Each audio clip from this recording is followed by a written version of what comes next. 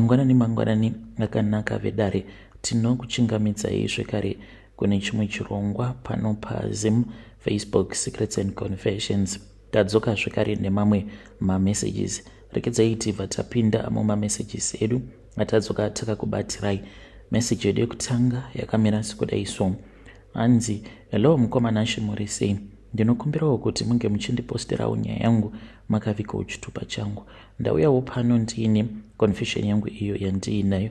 Confession yangu mukoma ndeyekuti inini sikarudzi yangu haitoshandi zvachose ende ndaneta nekuudza vanhukadzi nyaya yangu munhu paanenge achiri desperate obva ati ndinokwanisa kukuda hako wakadaro, asi kana tava kugara tose munhu paya paanenge aona kuti ndinenge ndava kutanga kumuchengeta, vamwe ndivo vanongoti mushure mekunge ndamupa mari in secret obva atotanga kabusiness kake kumusha obva atanga kundishainira ototanga kutoita noise neni then obva atondisiya. Like ipapapa pakutanga kwegore ndine umwe wandakasangana naye kuFacebook.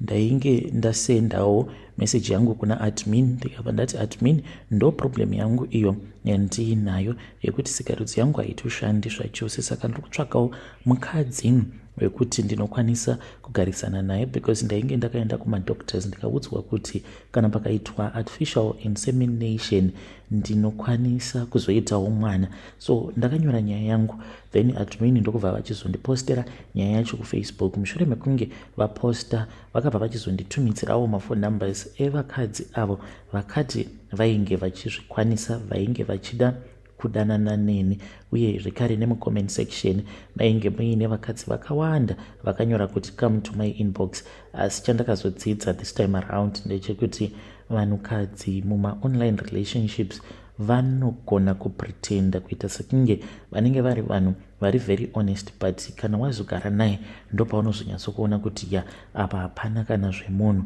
kana mava kugara mose. So pane vose avo vainge vati come to my inbox nevandakataura navo, I started selecting one by one kusvika ndichizosara nevaviri. Saka pavaviri vaya vandakazosara navo ndakazosarudza umwe wacho because ndakaona kuti sezvo umwe ainge agara asina mwana umwe aine mwana, zviri nani kuti ndinge ndichitora uyo agara aine mwana because ainge asina mwana painge paine tumwe tumashoko utwo ainge achimbopota achindiudza, uye zvekare ainge asinganzwisisiki usiku, ainge asingatodaviri macalls angu. Then mangwana acho makuseni ndo paaizodavira macalls ndikati this person it seems as if the person is already married. Then ndakabva ndachizotora uya wemwana takawirirana, saka unokwanisa kuuya here kuno kuprovince kwandiri, akabva anditi zvese bo I'm going to treat you like a king because kumashure kwose uku ma-heartbreaks after ma-heartbreaks, saka zvekuzonzi inenge isingashandi aiwa handina hangu basa nazvo. You need to know kuti inini I am there for you and I love you with all of my heart. So ndakabva ndachizotrusta kuisa trust yangu yose maari, but hey, usavimba nemunhu chineng'ena nekuti munhu anokurasisa. Munhu ndakamutumidzira mari akabva achizouya kwava kuuya kuno kuprovince kwandiri ndokubva tatanga kugara tose. Ndakamuitira zvose zvaainge achinzwa kuda mukomanashi, but ndaisatoziva kutoti mukadzi kana ari desperate anotongokuudza anything so that iwewe unge uchitozvudza kutoti iye anokuda, but kana azogara manje ava paposition ndo paunotanga kunyatsokuona matrue colors ake. Iye kwaainge agere ainge ari munhu ainge ari desperate, like desperation yaya yekupedzisira. Then after that ndo paakazotanga kurelaxa manje, ende zvechokwadi pandakatanga kuwirirana naye ndakatoona kuti ainge akarwadziswa kwenguva refu because muviri wake dzimwe nguva bhodhi yake so yaikwanisa kungotanga kungosheka. Ndaiti kana ndikamubvunza aibva ati akanyanyisa kupindwa nestress stereki pose apo paainge achirwadziswa nevarume vaainge akambogara navo. So I had to treat like a patient, munhu ndichimupawo rudo even though pabonde apa ndo paizoti netsei kwainguvawo kungoitawo zvinoita. Ndakabva ndachizotanga kumupa mari ndaiti kana ndikamupa mari dzimwe nguva ndomuti enda unotenga chakati aisatenga kana zvimabhajeti zvaainge oita mumba ndichifungidzira kuti munhu ari kutoda kutoti tinge tichiunganidza mari. Izvo aitotumidzira amai vake mari kumusha, akatumidzira amai vake mari kumusha in secret, ndokubva vachizovhura chitakshop chavo, munhu ndokubva atiza akatoenda kumusha sekutamba sekuseka mukoma, akasiya tengesa mafoni angu netv microwave. Ndichizobvawo kubasa ndikaona kuti paground painge pakatodhakwa, munhu ainge atotiza. Ndakamufonera ndokubva anditi iwe unofungidzira kuti ndingagarira zvinhu zvakadaro inini nezera rangu, ndingaswera ndichigarira munhu ane sikarudzi isingashandi. Saka to other men out there avo vane macondition akaita seangu ekuti you might suffer from erectile dysfunction disorder kana kuti uine sikarudzi inenge iri diki, when you enter into a relationship, don't even look for someone wekuti she will be desperate, munhu uya wekuti anenge achingoda murume anokwanisa kumuchengeta. Rather tsvaka munhu anenge agara achitozvishandira asina kana basa newe, because inini this time around I have learned my lesson. Hakuna zvinhu zvakadaro sekuti kana mukadzi akakuvimbisa kuti handina kana basa nebonde muchazongogara muri vanhu vanenge vachifara, aingotanga kungoita noise, kungogumbuka, kungodzama ovati hei ndakatsamwira bonde. Ndobva ndamuti handiti unozviziva kuti ininiwo ndine situation yangu yandiinayo ende handitokwanisi kuti ndinge ndichikufadza pabonde, but zvinenge zvichitoda iwewo wacho ukwanise kutoshandidzana neni. But aingoti ininika kutongokuudza chikwadi shamwari, ininika handisi kana kutombofara. Ndoti saka ndokufadza nei? Watongoti inini handisi kufara, just know kuti inini zvangu kutofara handisi kana kutombofara. So that is what she used to do to me, and aindirwadzisa mukomanashi nedzimwe nzira dzekuti ndainge ndisingakwanise kutonzwisisa kuti ndozvifambisa sei. Kudzamara ndazotanga kususpecta kuti I think ainge ava kutaura one of her exes. That is what I have discovered about women. Paanouya pauri apo paanenge ari desperate, zvichokwadi anyasozviisa padesperation, but paanoona sekunge zvake zvinenge zvabhadhara manje, ndo paanotanga kutaura nevacho vanhu vaiva vanenge akakuudza kuti ninge akandirwadzisa mulife mangu, this is what happened in my life, saka iwewe the way that you have come in my life I'll always respect you. So mukoma ndiyo confession yangu iyo yandiinayo. I just want to help other men out there vanenge vaine maproblems akaita saiwavo kuti be careful, especially pasocial media. Unokwanisa kutowana munhu anenge achitozviudza kuti anokuda nemoyo wake wose, but kana ava paground manje anototanga kutokushora, kutokutuka, kutoti sikarudzi yako haishandi, ende iye anenge akatouya kwauri achitozviziva kuti ndo dambudziko rako rauinaro. Saka dambudziko rangu mukoma parakatanga, ndainge ndiri mu-A level, ndaiva neumwe musikana wangu uyo wandainge ndichifambidzana naye. Saka musikana uyu akazotanga kungoita problem yekuti aipota achidonha, iya yavanoti pfari. Then there was this other day apo pandakabva ndachizoti ndiinaye, saka taifarira kuexperimenta a lot. Then akazoti ari busy achindidya uku kwakavanzika, ndopa akabva achizotanga kugwena ava kubatwa nepfari. Then ndokubva achizondiruma, akandiruma mukoma apa kuti ndinge ndichikwanisa kuburitsa sikarudzi yangu mumuromo make, ainge asingakwanisi neniwo ndisingakwanisi, because panguva yacho iyoyo muviri wake wose unenge wakaita kuoma, mitezo yose inenge yakaoma. Ndakarwadziwa ndikaridza mhere, akangonditi nga, akandiruma saizvozvo, but ndakatonzwa kuti pane chakadambuka. I think kuti itsinga yekusikarudzi kwangu kwakavanzika yakadambuka. Kubva ipapo ndopandakatanga kuona kuti sikarudzi yangu haichatoshandiswa zvachose. So ndiyo nyaya yangu, please ndipetsereiwo kune vanenge vachida kundipatsirawo nemaadvice kuti because of my heartbreaks I now see women as if they are all the same. If there are women out there who are different, maybe you can tell me. Kasi kana mukaposta ndiseveseiwo ndichange ndichizotevererawo ndiri mucomment section. Vedare ndo message iyo yandakatumidzirwa ichibva kuna mukoma vedu avo. Zvakangoma hazvo vedu hanzi dambudziko rangu parakatangira ndeapo musikana wandainge ndichidanana naye apo paakandiruma, hanzi akanditi nga kundiruma. Strange things indeed they do happen in this world. Rekedzai tibva taenda panyedu inotevera. Nyedu inotevera yakamira sekudai so.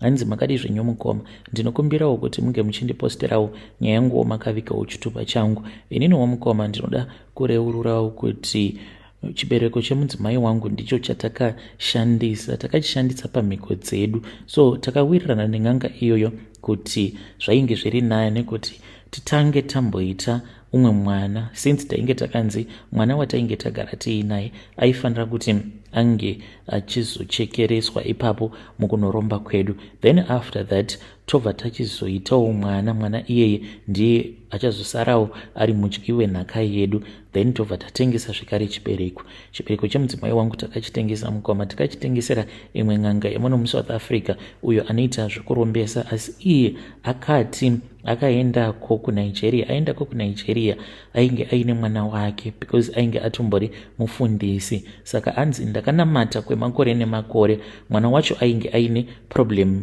yecancer iya yavanoti leukemia. Saka hanzi ndakanamata kwemakore nemakore, but still there was no change in anything that was happening. Paakaona kuti zvinhu zvainge zvisingatochinji zvachose, ndo paakabva achizosarudza kuti zvainge zviri nani kuti ange achimboenda kuNigeria ange achinoona vamwe prophet ikoko. Ariko hanzi ndine marituals andakaona achiitwa awo akazongondimanikidzawo kuti ndike ndichizoitawo zvemarituals, because akatoona kutoti vanhu vazhinji avo vanenge vachinzi vanhu vane masimba, vanhu vaMwari, vazhinji vacho ivavo vanenge vachitoita zvemarituals ende vanenge vari part of an occult. Akati iye akasarudza kuti zvainge zviri nani kuti ange achizova part of an occult just trying to save his own daughter. Ndo zvaakandiudza kuti I did everything because I wanted to save my own daughter.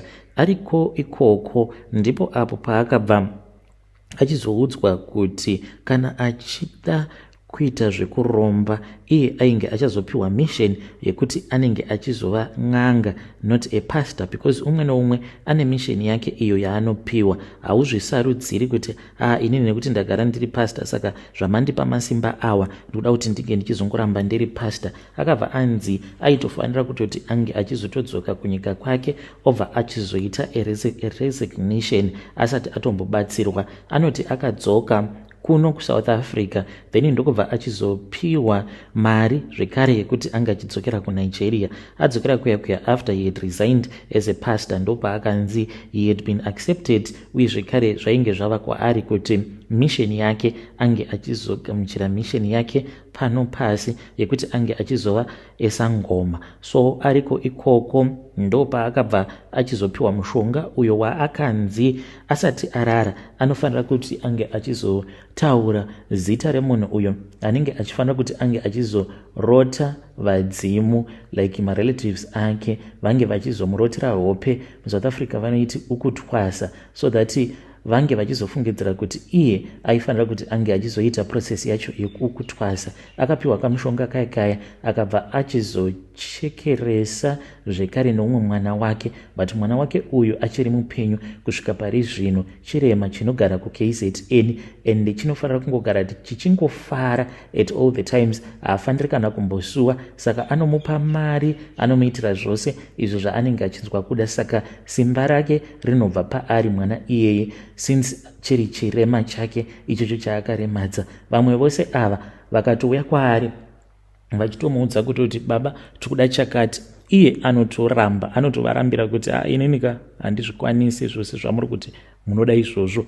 Asi ivo kana kuri kunzi vakatumidzira mwana uya wacho akaremara kuti ange achizoya kuzotaura navo, obva ati baba hanzi tiri kukumbirawo kuti munge muchitengera chakati kana kuti pamari, because kana mombe dzaainadzo ane mombe dzakawanda zvisingaiti. Saka ndo mhiko dzake idzodzo dzekuti mwana wewe akaremara haafaniri kuti ange achimbosuwa or kuleka anything. Chose chaanenge akumbira zvisinei nekuti chinenge chiri chii, anotofanira kutoti ange achitongozadzikisa zvishuviro zvemwoyo wake, nekuti kana akangotsamwa chete simba rake rinobva ratotambudzika, uye zvekare haangazombowani macustomers. Akadzoka kuSouth Africa ndokubva achizotanga kushandisa kamushonga kaya kuitira kuti hama dzake dzose dzinge dzichizomurotera hope, ende dzaimurotera hope dzichiudzwa kuti iye aifanira kuti ange achizoita zvekutwasa ndokubva dzachizomubvumidza, even though aiti vainge vari maChristian, vakabva vachizomubvumidza kuti ange achizoita izvozvo zvekutwasa, since dzainge dziri hope dzairamba dzichingovashungurudza. Mushure mekunge aita zvose izvozvo, anoti iye mwana wake akatombopora, zvikatonzi leukemia yainge yatopera, but nekufamba kwenguva mwana uyu akachizoshayika, but sezvo ainge atova mazviri haana kana kuzomboita hanya nazvo, kuti ainge akanyeperwa kunzi mwana wake kensa iyo yaainge ainayo yemuropa yainge ichazopera. Then ndo paakabva achizongotanga kungoita zveusangoma. Vanhu anoti vakatoshamisika kuti ko pastor iko zvino zvava sangoma, ainge asisina basa nazvo nekuti misheni yake ainge ava kuizadzikisa. Mari unayo, iniwo nemudzimai wangu takaenda kuya. Mushure mekunge taenda kuya ndo patakabva tachizomuudza kuti tainge tiine matambudziko awo atainge tichisangana nawo, saka matambudziko awo tainge tisingachazivi zvino kuti tozvifambisa sei. Akabva ati kwatiri, aiwa hazvinetsi, ndinokwanisa kukubetserai, ndinokwanisa kukupai nyoka, asi nyoka iyi ichada nzvimbo yekugara apo painenge ichikugadzirirai mari, nekuti mari yacho akati iyo mudya kamwe chete. Zvinenge zviri kwauri kuti mari yacho iyoyo mudya kamwe chete uchazvifambisa sei, uchagona kuronga nayo here, kana kuti unenge usingakwanisi kuronga nayo, nekuti kana yatouya inongouya kwezvimwedzi zvishomanana yobva yatoti zii. Iwewe unofanira kuti unge uchizoirongera mari iyoyo kuitira kuti kweupenyu hwako hwose unge uchizova uri munhu anonzi ane mari. But kana dziri semhiko, aiwa mhiko unofanira kuti unge uchizodzitevedzera kweupenyu hwako hwose. Ende pakati pevana vako, kana uri munhu anenge aine vana vakawanda,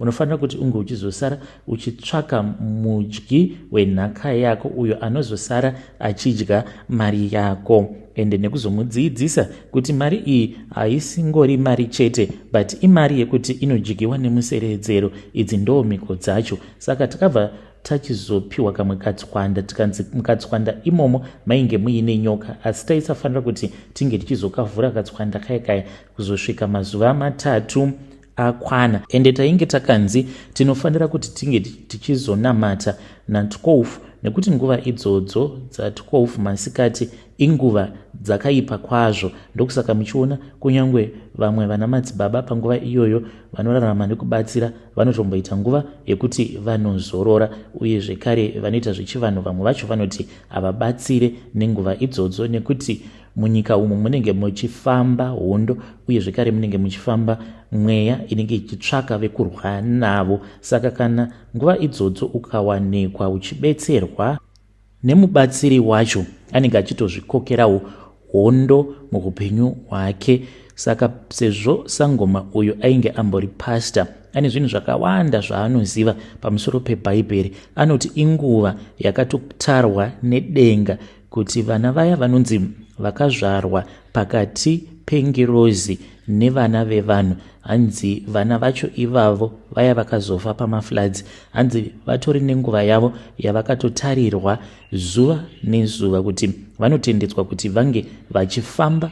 Vanenge vachifamba vari mumweya, asi vanenge vachifamba zvekare pasi rino vachitsvaka vekurwa navo, nekuti ivo vana vacho vakazvarwa ivavo vari vana vengirozi nevana vevanhu vainge vari vana vainge vari varwi vehondo. Saka kunyange kwavanenge vari, vanenge vachingotsvaka wekurwa naye. Saka vanombopiwa mukana iwoyo na12 kana zuva paya parinenge rorova nhongonya, ndo mweya yacho painenge yofamba zvino ichitsvaka vekurwa navo. Saka isu tainge takanzi tinge tichinamata panguva yacho iyoyo, kunyange dziri nguva dzakaipa dzekunamata. Ende handikurudziri kuti vanhu vanenge vasiri strong mukunamata vange vachipfugama vachinamata na12, nekuti kana mweya iyoyo ikazosangana newe, hondo dzacho dzaunozotanga kusangana nadzo mukurarama kwako dzinenge dziri hondo, dzinenge dziri serious, because unenge wakazvikokera mweya yacho iyoyo yevarwi vehondo, but vanenge vasingakurwiri hondo dzako, but vanenge vachitorwa newe.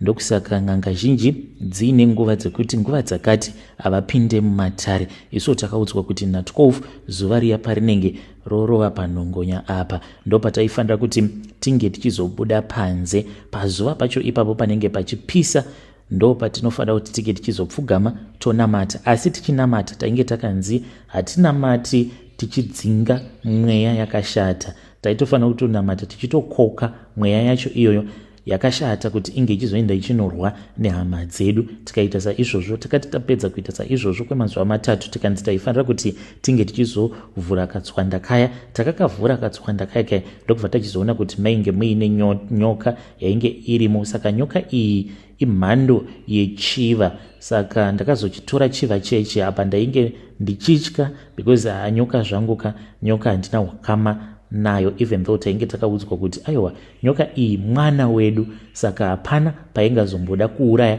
vabereki vayo nekuti inozosara ichizofitwa nani unless kana yazowana vamwe vabereki. But iyo n'anga yacho yakati hakuna zvakadaro, nyoka iyi ndio ichatokuchengetedzai kusvika muchizonopindawo muvhu. Asi munofanira kuti muge muchizodzidzisa mwana uyo wacho achazozvarwa nemudzimai wako after tachekeresa uyu. Saka nyoka iyi yakabva yachizonopinda muchibereko zvekuti mwana uyu watakazozvara wacho watinoti ndiye mudyi wenhaka akatokura achitotamba nayo nyoka iyi ari muchibereko maamai vake, asi hazvizivi. Zvose izvozvo tichatozviudzwa kutoti taitomboroteswa hope tiinaye muchibereko maamai vake tichitovaona vachitotamba iye nenyoka, the brother to him.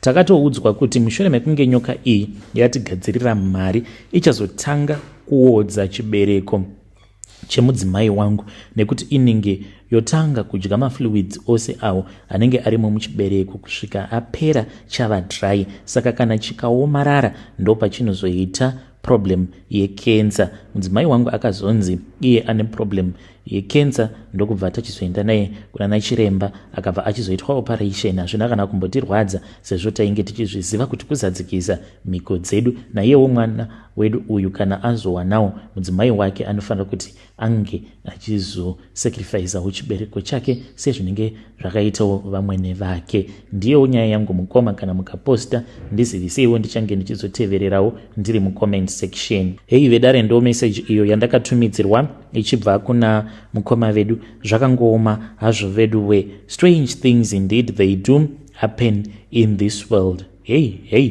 pakaipa.